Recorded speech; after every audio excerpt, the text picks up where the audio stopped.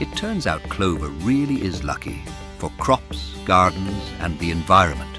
Starting in the 1950s, with the rise of the chemical industry, clover was wrongly labeled as a weed.